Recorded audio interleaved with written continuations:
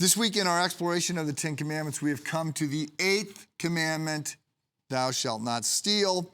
And I mentioned yesterday two of the four assumptions that sort of shape our understanding of this commandment. The first one is that work is a good thing, and the second one is that private property is a good thing.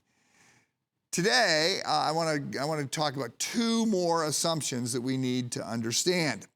The first one is that things are not bad, that stuff is not intrinsically evil. Every classic religion other than Christianity is sort of elevates the spiritual and downplays the physical.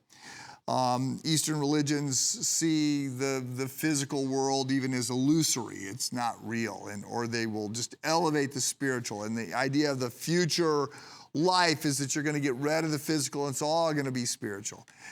We see this with the Greeks and their idea that, that you wanted to be freed from the body which was pulling you down and holding you back, and the spirit leading you into the nether regions that were more of the pure archetype and other things. And so I just want to say, Christianity doesn't go there. Now, there was a run at this in the early church because there was so much Greek influence, Greek culture. There was a number of people in the early church that believed that the physical was bad and the spiritual was good. And this gets sort of encoded in an early heresy called Gnosticism. And John will write against this in his first letter, not his gospel, but his first letter, because the play that gets made by some of the Gnostics is that Jesus was not. Because the physical world is bad, Jesus didn't have a physical body. He was just just some sort of avatar. He was just some sort of digital or spiritual representation. He was not really there. And so John opens his first letter and he says, I'm writing you about the things that I have seen and heard and touched. He's talking about Jesus, right? Touched. Jesus had a physical body.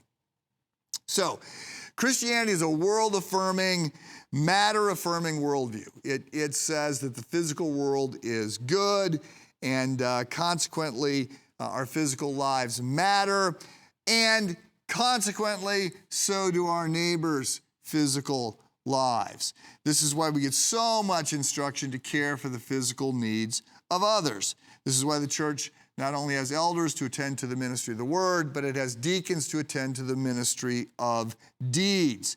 This is why why the gifts God gives us are made up of the abilities to address not just spiritual, but also physical matters.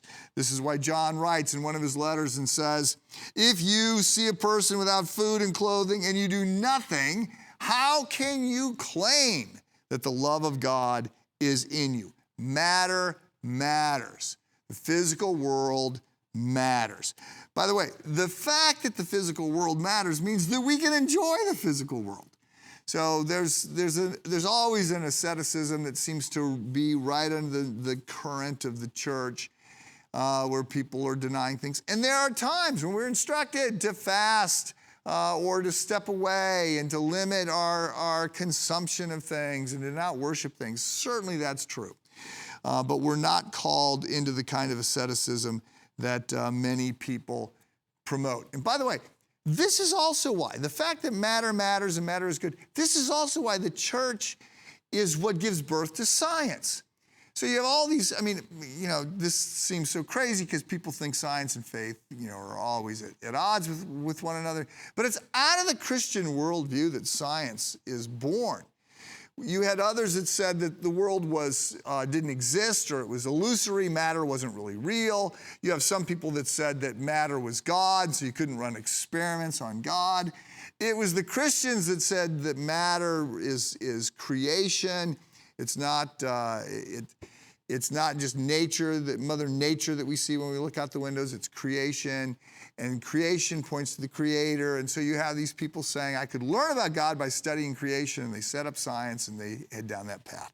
So look, I'm pushing back on the idea that the spiritual matters more than the physical. And we hear it all the time. I was reading a while ago this mayor who called together. He's speaking at some gathering of theologians. I'm not sure why. Maybe it was a ribbon cutting ceremony at a theological library or something. And he said, look, you theologians, you sit around, you think about spiritual world. We need things that are practical. We need people that are going to think about the actual physical world. And I want to say, look, you don't know what you're talking about. So yes, the physical world matters, but there's a reason why God says, when Jesus says, when he's summarizing the law, you shall love the Lord your God with all your heart, soul, mind, and strength, and you shall love your neighbor as yourself. The fact that we first start with the spiritual is going to inform the physical. And when we try and get rid of the physical, we try and dismiss the first 4 commandments, and we don't understand that they are the foundation for the next 6 commandments, that we are called to not steal because the physical world matters, and we're to care for this, and we're to care for other people, not take the things that are theirs. It's because of our love for God. I'm not doing a good job of explaining this. There's a lot there. Let me simply say, before Jesus said, love your neighbor, he said, love God. And this commandment to not steal, grows out of a love for God. We should have a love for our neighbor. More tomorrow. Have a good day.